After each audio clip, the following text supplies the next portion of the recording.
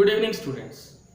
पिछले क्लास में हमने chapter 5 of class 12 biology principle of inheritance and variation को शुरू किया था और उसमें हमने टर्मिनोलॉजी को समझाना शुरू किया।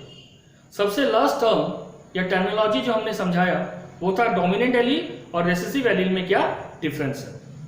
अब हम आज उससे आगे कंटिन्यू करेंगे और हमारा पहला टर्म जो आज का होगा जेनेटिक्स का वो होगा जीनोटाइप एंड फिनोटाइप। तो हमारा पहला टर्म क्या है? Genotype and phenotype. ठीक है, तो जीनोटाइप और फिनोटाइप क्या है पहले ये समझो। It is the term given by Johansson JOHANSON in 1909। ये जो टर्म है इसको जोहानसन साल नाम के साइंटिस्ट ने 1909 में दिया था और उन्होंने इन दोनों को एक्सप्रेस किया। सबसे पहला है क्वेश्चन, व्हाट इज जीनोटाइप। पहला क्या है? What is genotype. तो जीनोटाइप का डेफिनेशन है, it is the sum total of all the genetic constitution या जीन कंप्लीमेंट या जेनेटिक कंस्टिट्यूशन जो भी बोले, genetic constitution of an individual with regard to one or more character, with regard to one or more character is called genotype। with regard to one or more character, थोड़ा और जोड़ देते हैं इसमें, irrespective of the fact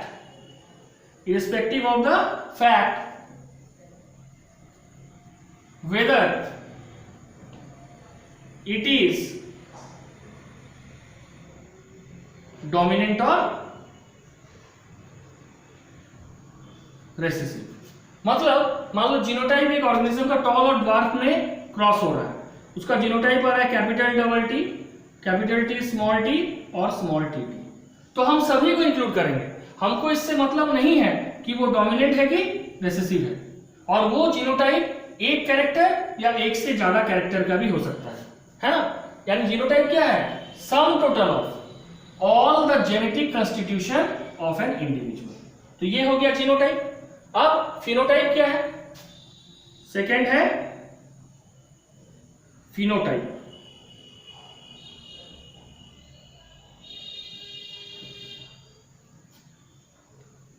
It is the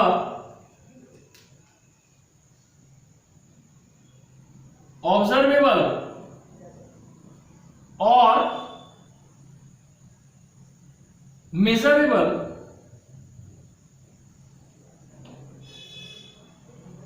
distinctive structural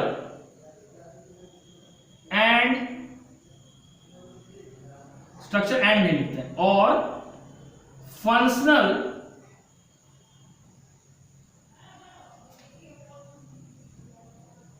characteristics of an organism. ठीक है, तो बोला जा रहा है फिनोटाइप क्या है? ये ऑब्जर्वेबल या मेजरेबल डिस्टिंक्टिव स्ट्रक्चरल या फंक्शनल कैरेक्टरिस्टिक्स है ऑफ एन ऑर्गेनिज्म। दूसरा ये रखना याद कि फिनोटाइप जो है ये ऑब्जर्वेबल है। जैसे एक फ्लावर रेड है कि ग्रीन हम देख के बता सकते हैं, लेकिन रेड को कौन जीन कंट्रोल कर रहा है, कौन पेयर ऑफ जीन कंट्रोल कर रहा है, ये हम देख के नहीं बता सकते हैं। तो जो कैरेक्टर हम ऑब्जर्व कर सकते हैं दैट इज फिनोटाइप, है ना। और उस कैरेक्टर को कौन कौन जीन किस तरह से अरेंजमेंट में कंट्रोल कर रहा है, दैट इज जीनोटाइप। दूसरा, क्लाइमेट के अनुसार, एनवायरनमेंट के अनुसार फिनोटाइप में चेंज हो सकता है, लेकिन genotype always remain constant, genotype में कोई बदलाव नहीं होता है, ठीक है। अब इसके बाद इसको मिटा देते हैं। तो समझ आया जीनोटाइप क्या है? ये जेनेटिक कंस्टिट्यूशन, यानी जितने तरह का भी जीन का कंस्टिट्यूशन है, अरेंजमेंट है, जीन का सजावट है, उस सभी को जब हम इंक्लूड करते हैं दैट इज जीनोटाइप। ये एक कैरेक्टर का भी हो सकता है, एक से ज्यादा कैरेक्टर का भी हो सकता है। दूसरा, हमको इससे कोई मतलब नहीं जब हम जेनेटिक अरेंजमेंट को गिनते हैं, रेशियो निकालते हैं कि वो जेनेटिक अरेंजमेंट रिसेसिव नेचर में है कि डोमिनेंट, हमको सबको इंक्लूड करना है। और जो हम ऑब्जर्वेबल कैरेक्टर को देखते हैं दैट इज फिनोटाइप।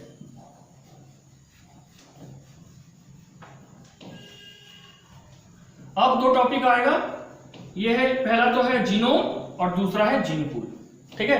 तो नेक्स्ट क्वेश्चन है what is genome? It is a complete set, it is a complete set of gene contained in haploid set of chromosome. It is a complete set of gene contained in a haploid set of chromosome and inherited as a unit from one parent to another. तो next question है what is genome? Genome का definition क्या होगा? It is the complete set of gene, it is the complete set of gene contained in the haploid set of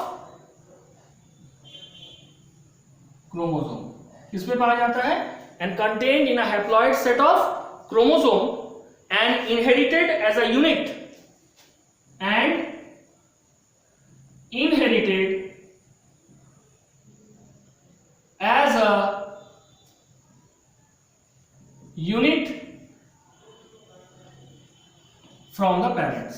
parents to offspring में लिख सकते हैं या फ्रॉम द पेरेंट्स जब लिखें तो ये अंडरस्टूडेबल है कि पेरेंट्स से ऑफस्प्रिंग में ही जाएगा या from one generation to another. तो जीनोम क्या है? कंप्लीट सेट ऑफ जीन है। किसमें पाया जाता है? हैप्लॉइड सेट ऑफ क्रोमोसोम में पाया जाता है। और इसका क्या होता है? इनहेरिटेंस होता है। कहां पे? एज अ यूनिट होता है फ्रॉम द पेरेंट्स। अब नेक्स्ट है जीन पूल। जीन पूल क्या है? It is a complete set of gene and it's allele found in an interbreeding population. ठीक है, it is a complete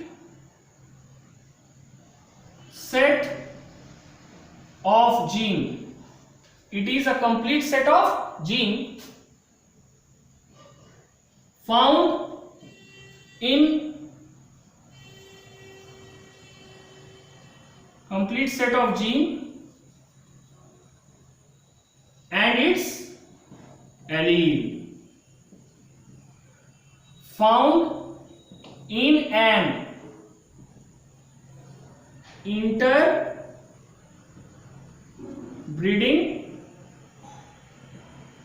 population, found in an interbreeding population is called gene pool, is called gene pool। अब एक question आता है कि wild allele और mutant allele में क्या डिफरेंस है? तो वैसा एलील जो कि ओरिजिनल एलील है which is dominant in expression and widespread in population. Original allele dominant in expression, ठीक है, and widespread in population is called wild allele. यानी वाइल्ड का मतलब ओरिजिनल, और म्यूटेंट एलील क्या है? Due to mutation from the wild allele, जब एक दूसरे एलील का म्यूटेशन से फॉर्मेशन होता है that is called wild, that is called mutated allele, that is never dominant in expression. वो डोमिनेंट एक्सप्रेशन में हो ही नहीं सकता है क्योंकि मोस्ट ऑफ द केस में म्यूटेशन से जो भी जीन प्रोड्यूस होता है they are recessive in nature and they are also never widespread in population, that is called mutated allele. ठीक है, ये हो गया genome, gene pool, mutant allele और वाइल्ड एलील। अब नेक्स्ट क्वेश्चन है F1 जनरेशन। तो F1 जनरेशन या F2 जनरेशन जानने से पहले हम कुछ टर्म्स को जानेंगे, ठीक है। उसके पहले एक सिंपल टर्म जानते हैं, what is pure line. Pure line जो टर्म है ये जोहानसन ने 1903 में दिया था। उन्होंने कहा था a race of genetically pure और homozygous true breeding organism which is formed a race of true breeding or homozygous organism, ठीक है, result from a continuous selfing or inbreeding is called क्या, प्योर लाइन। तो pure line का हम definition लिख लेते हैं, what is pure line. Pure line, ठीक है, a race of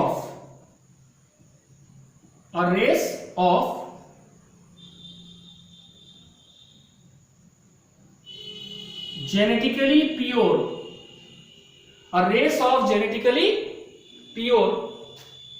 और होमोजाइगस मतलब एक कैरेक्टर को same type of gene, pair of gene control कर रहा है। Homozygous true breeding organism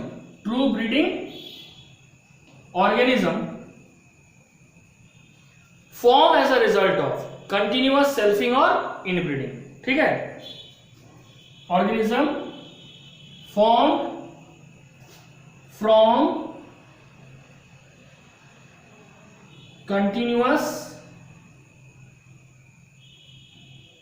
selfing और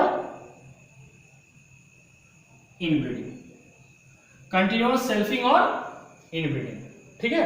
तो एक जेनेटिकली प्योर है जिसको हम होमोजाइगस भी बोल सकते हैं, ट्रू ब्रीडिंग ऑर्गेनिज्म है, कैसे फॉर्म होता है, कंटिन्यूअस सेल्फिंग या इनब्रीडिंग से, उसको हम बोलेंगे प्योर लाइन, ठीक है। अब इसके बाद जो हम टर्म्स पढ़ाएंगे उसके पहले हम थोड़ा मेंडल के बारे में नॉलेज लेंगे, that is Gregor John Mendel who is regarded as father of genetics, ठीक है।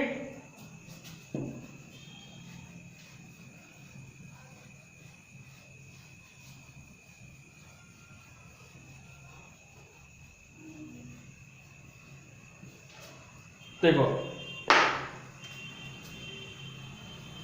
ग्रेगर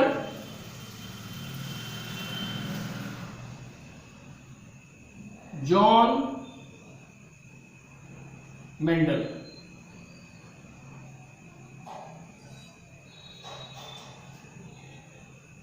ग्रेगर जॉन मेंडल को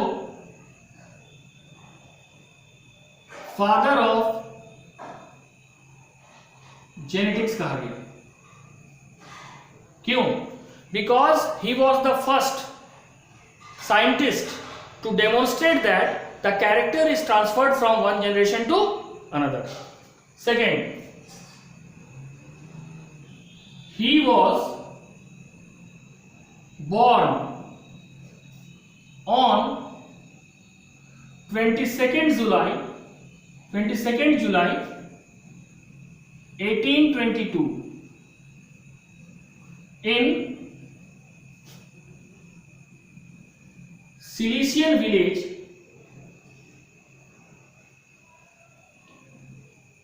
Hesendorf, ऑस्ट्रिया। ये क्वेश्चन आ चुका है सीबीएसई में 2014-15 में आ चुका है कि वेयर वॉज मेंडल बॉर्न। तो ये लिखेंगे 22 जुलाई 1822 में सिलीसियन विलेज हेजेंडॉर्फ ऑस्ट्रिया में इनका जन्म हुआ था। इनका एक्चुअल नाम था John Mendel. Gregor was added to his name when he joined monastery of Brunn। Gregor नाम उनके नाम के आगे यानी जॉन मेंडल के आगे जुड़ा जब इन्होंने ज्वाइन किया मोनेस्ट्री ऑफ ब्रून। उसके बाद next he experimented, Gregor John Mendel ने experimented on pea plant. Pea plant का scientific name Pisum sativum for 7 to 8 years। कब से कब? From 1856 to 1864। ठीक है। इनिशियली मेंडल साहब ने टुक 34 वैरायटीज, पहले 34 वैरायटीज में एक्सपेरिमेंट किया पी प्लांट का, अनसक्सेसफुल हुआ। Then 22 varieties and finally got success in 7 varieties of pea plant। ठीक है। एक क्वेश्चन सीबीएसई में आया था, how many characters were initially taken by Mendel of a pea plant. तो जब इनिशियली होता है मतलब शुरुआत, तो उसमें लिखना है 34 वैरायटीज ऑफ पी प्लांट। ठीक है। और लेटर 1866 में natural science society of Brunn में उन्होंने अपने पेपर को पब्लिश किया, that is experiment on plant hybridization, but it was remain unnoticed. ठीक है। कब किया था? 1866 में, और उसी साल उनका डेथ भी हो गया। उसके बाद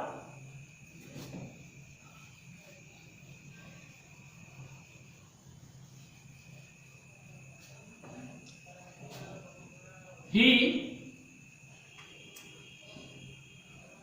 published his paper experiment on plant hybridization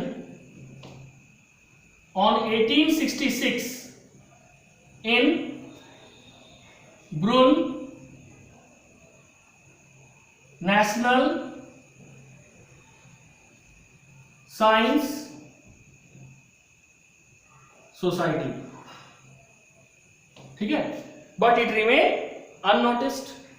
तब उन्होंने क्या किया? फिर ये जाना कैसे लोगों ने? तो इन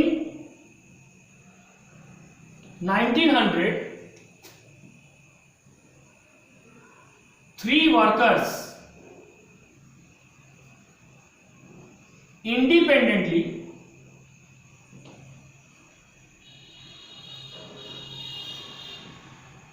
rediscovered मेंडल्स वर्क। रीडिस्कवर किया था मेंडल वर्क को 3 वर्कर ने अलग अलग। पहला Hugo de Vries of Holland, दूसरा कार्ल कॉरेंस ऑफ जर्मनी, और तीसरा टेस्मार्क ऑफ ऑस्ट्रिया। और इन्होंने तीनों ने डिस्कवर किया कि what we are doing 34 years back, it is already discovered by Mendel, and then Mendel recognized as father of genetics। ठीक है। और मेंडल का जो लॉ प्रिंसिपल ऑफ इनहेरिटेंस है या लॉज ऑफ इनहेरिटेंस है, ये 2 क्रॉस के ऊपर आधारित है। एक मोनोहाइब्रिड क्रॉस,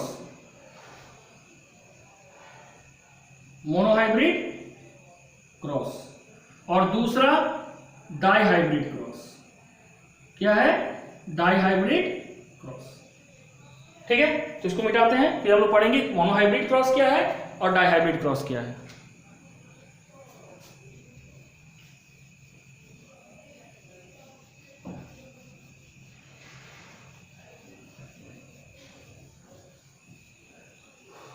सबसे पहला है what is monohybrid cross. Monohybrid cross mono hybrid cross. It is a cross in which two alternative form. It is a cross in which two alternative form of a single character of a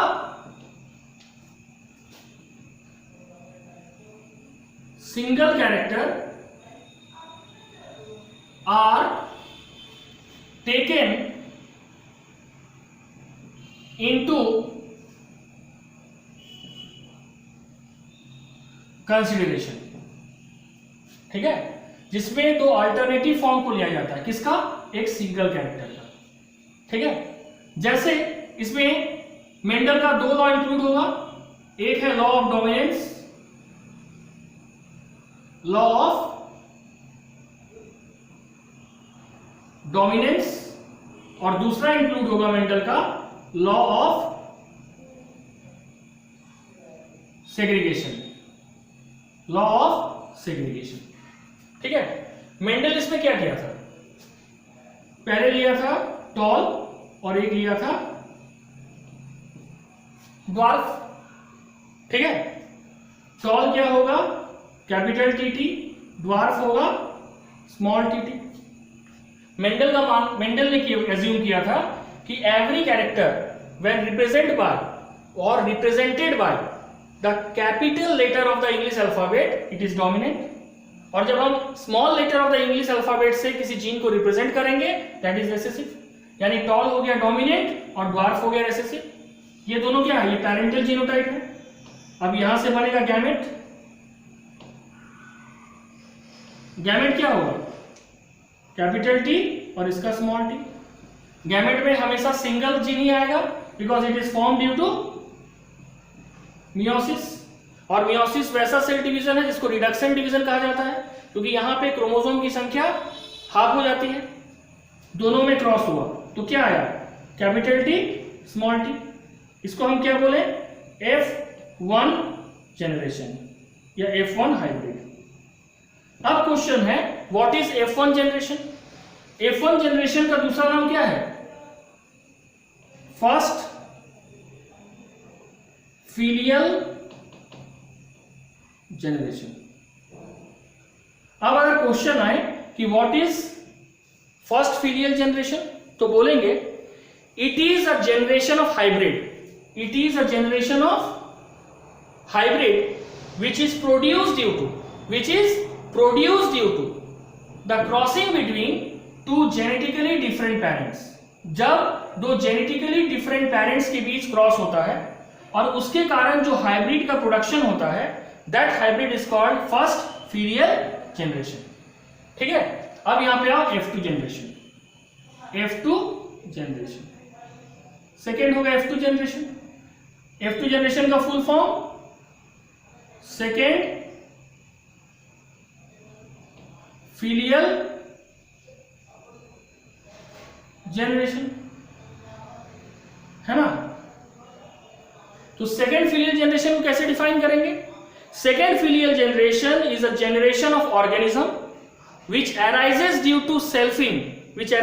to selfing या inbreeding among organism of F1 generation. Second filial generation is an organism which arises due to inbreeding or selfing between the organism of F1 generation. यानी F1 generation में जो आया वैसे organism के बीच में जब inbreeding होगा, सेम कैरेक्टर के बीच में क्रॉसिंग हुआ F1 का, तो रिजल्ट क्या हुआ? F2 generation. और F2 जनरेशन को हम कैसे रिप्रेजेंट करते हैं? पॉनेट स्क्वायर से। ये हो गया मेल का सिंबल, ये फीमेल का, capital T small T, capital T small T.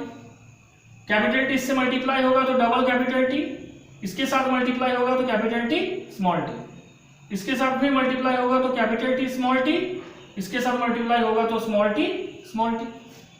अब यहाँ पे दोनों कैपिटल टी है तो टॉल, कैपिटल टी और स्मॉल टी है। तो अभी तुम लोग को बताए थे डोमिनेंट एलील और रिसेसिव एलील। तो दो कंट्रास्टिंग एलील है और दो कंट्रास्टिंग एलील के प्रेजेंस में जब एक एलील जिसको हम बोल रहे हैं एक एलील अपने आप को एक्सप्रेस कर रहा है in the presence of another contrasting allele, तभी ना ये टॉल बना। तो क्योंकि कैपिटल टी स्मॉल टी के प्रेजेंस में अपने आप को एक्सप्रेस किया तो ये हो गया डोमिनेंट एलील, इसलिए यहां पे होगा हाइब्रिड टॉल, यहां भी होगा हाइब्रिड टॉल और दोनों स्मॉल टी है तो ये हो जाएगा ड्वार्फ। अब हम लोग लिख लेंगे मोनोहाइब्रिड रेशियो। क्या निकालेंगे? Monohybrid ratio. मोनोहाइब्रिड रेशियो कैसे निकालते हैं? Monohybrid ratio is sorted out when F1 generation is self crossed to for F2 generation. तो इसमें मोनोहाइब्रिड में दो रेशियो होगा। पहला जीनोटिपिक रेशियो। जीनोटिपिक रेशियो में क्या होगा? तीन तरह का जीन का अरेंजमेंट है, capital T T is to capital T small T is to small T T. Capital T T कितना बार है? देखो, एक बार 1, small T capital T small T कितना बार है? 1 2, ये हो गया 2, और स्मॉल टी टी कितना बार है? 1, तो ये हो गया 1। तो ये हो गया जीनोटिपिक रेशियो। अब आप फिनोटिपिक रेशियो में, फिनोटिपिक रेशियो। फिनोटिपिक रेशियो बोला जाता है जो ऑब्जर्वेबल या मेजरेबल कैरेक्टर जिसको हम देख सकते हैं। तो हम देखेंगे यहां दो ही तरह का प्लांट, हम टॉल बोले या हाइब्रिड टॉल बोले, टॉल तो टॉल है, तो यानी यहां दो कैरेक्टर है, टॉल इज टू ड्वार्फ। तो टॉल का क्या हो जाएगा?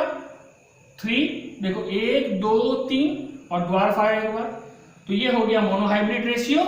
जीनोटिपिक रेशियो हो गया 1:2:1 और फिनोटिपिक रेशियो हो गया 3:1। ठीक है, तो ये हो गया मंडल का मोनोहाइब्रिड क्रॉस। क्लियर? ठीक है, अब हम लोग नेक्स्ट पढ़ेंगे, इसके बाद एक टर्म पढ़ेंगे बैक क्रॉस और टेस्ट क्रॉस।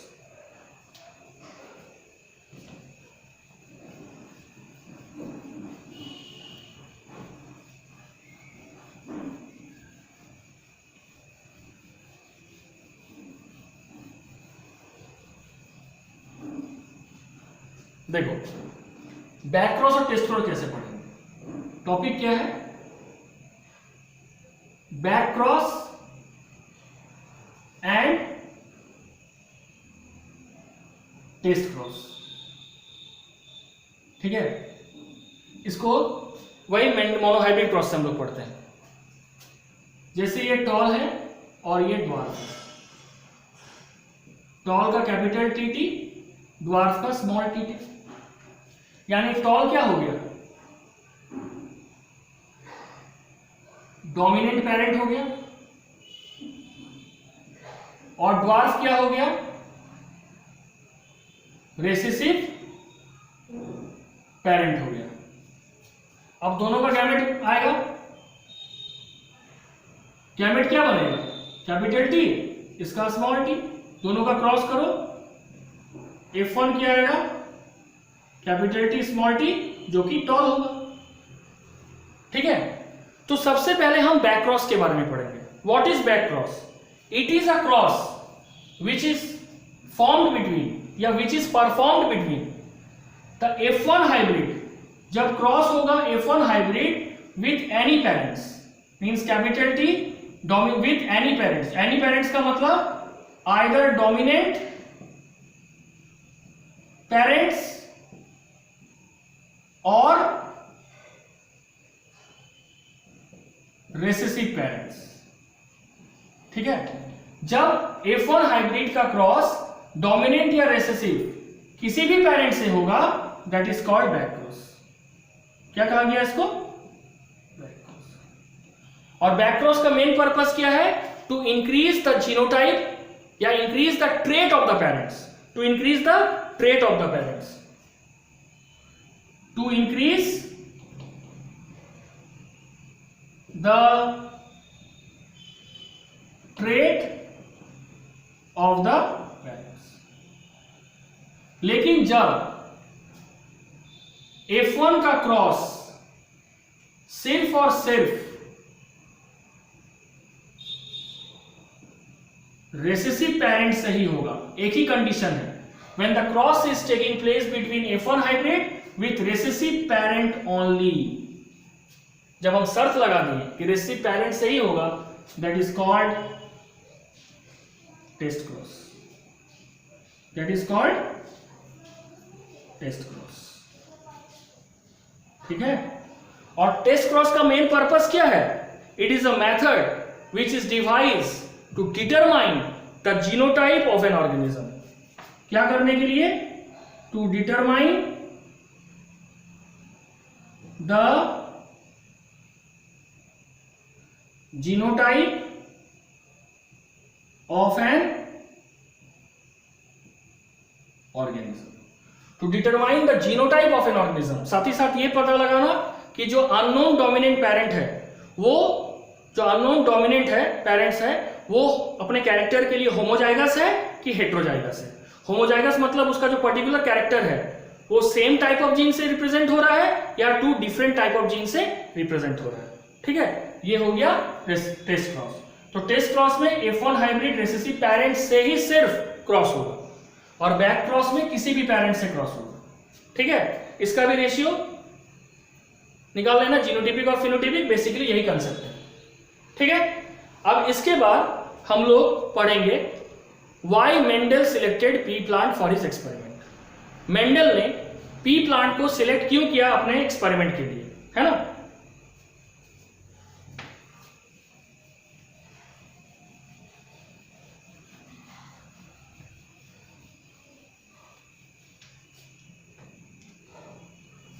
Why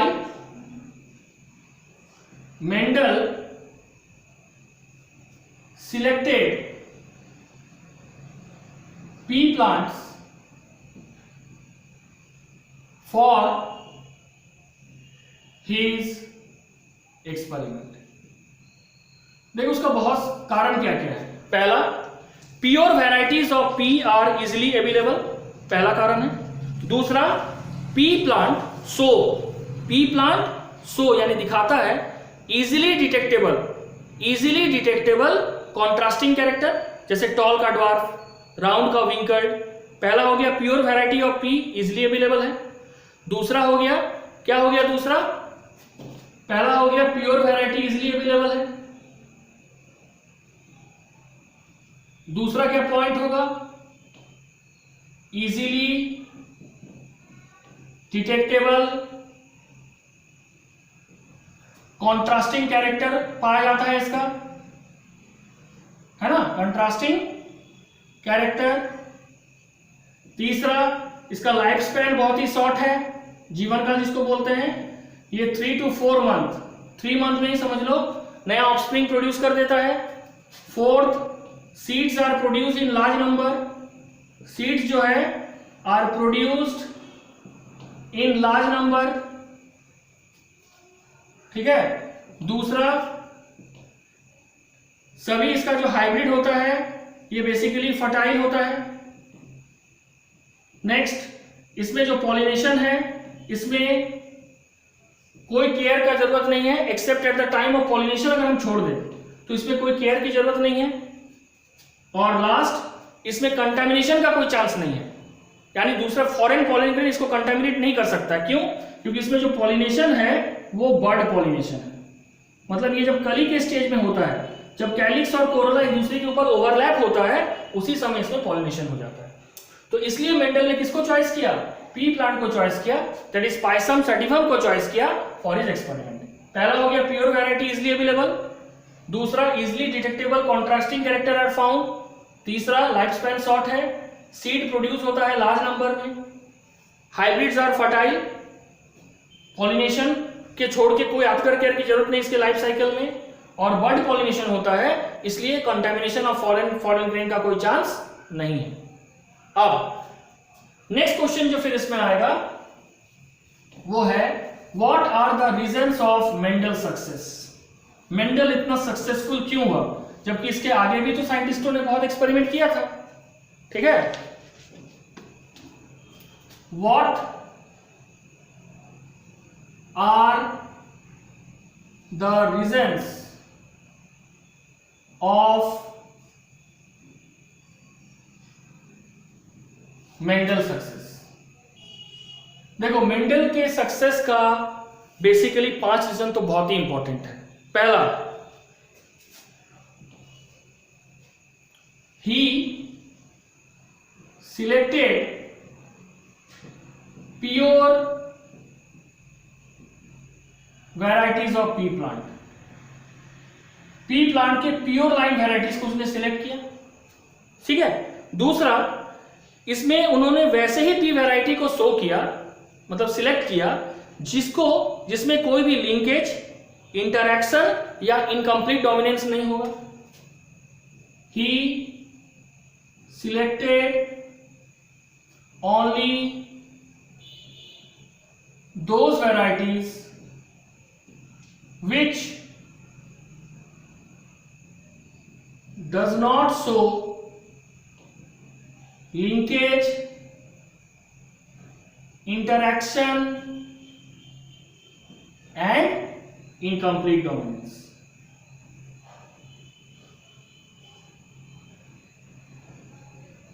नेक्स्ट क्या होगा?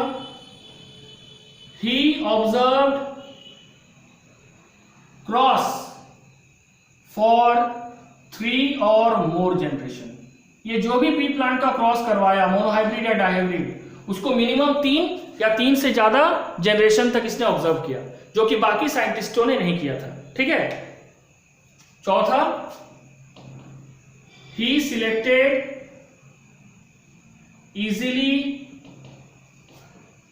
Detectable contrasting character. अभी बताए थे ना, जैसे कि टॉल एंड ड्वार्फ, ग्रीन और विंकल्ड, ये सब। और लास्ट, इन्होंने मैथमेटिकल टूल्स का यूज किया था,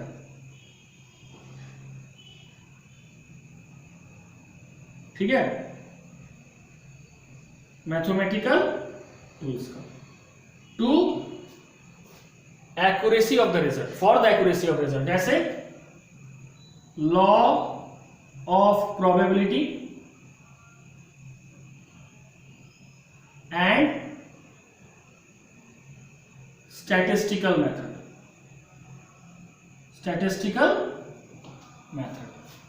ठीक है।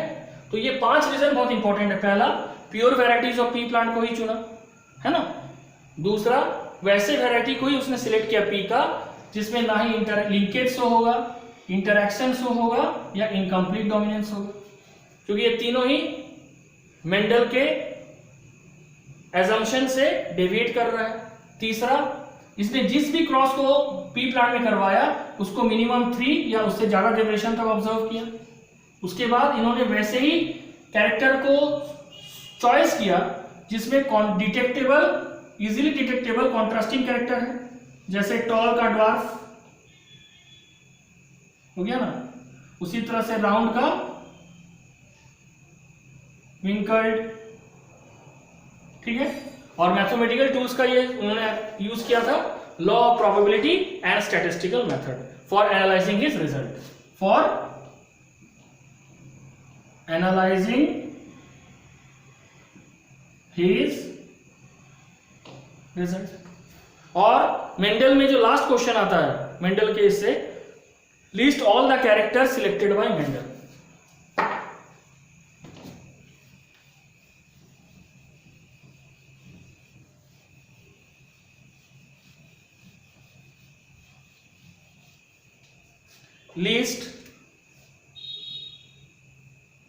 list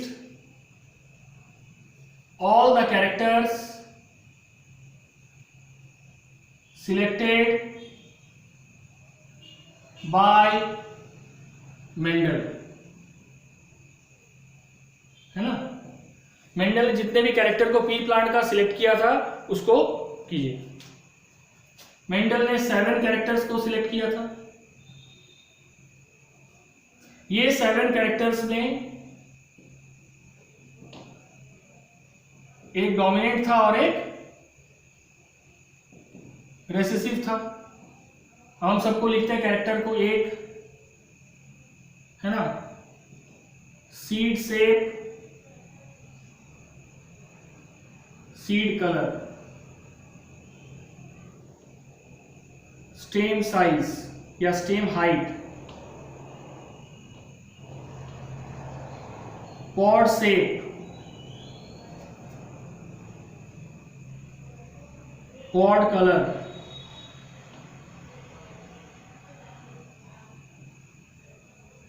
flower position,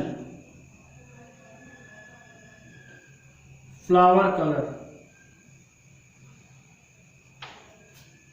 seed shape का क्या होगा, राउंड,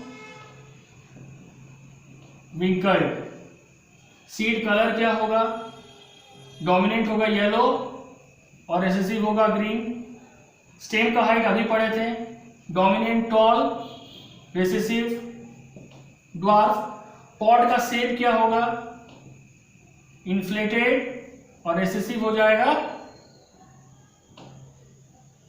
कंस्ट्रिक्टेड। पॉड का कलर क्या होगा, इसका उल्टा कर दो, ग्रीन होगा डोमिनेंट और येलो होगा रिसेसिव। फ्लावर का पोजीशन अगर स्टेम के ऊपर है तो ये हो गया एक्सियल, ठीक है, और अगर स्टेम के साइड में है तो ये हो गया टर्मिनल, ठीक है। यानी जैसे ये हुआ, अगर फ्लावर यहां पे तो एक्सियल और इधर है तो टर्मिनल। और फ्लावर कलर डोमिनेंट होगा वायलेट और रिसेसिव होगा व्हाइट। तो ये सब कलर है। ये कैरेक्टर टोटल कितना हमने लिया था पी प्लांट का, 7 कैरेक्टर। और ये 7 कैरेक्टर है seed shape, seed colour, stem height, pod shape, pod colour, flower position, flower colour, है ना। और ये सीड शेप जो 7 कैरेक्टर है उसका डोमिनेंट है और ये 7 उसका रिसेसिव है। यानी 7 पेयर ऑफ कैरेक्टर्स को पी प्लांट का मेंडल ने सिलेक्ट किया था, ठीक है। That's all for today, thank you.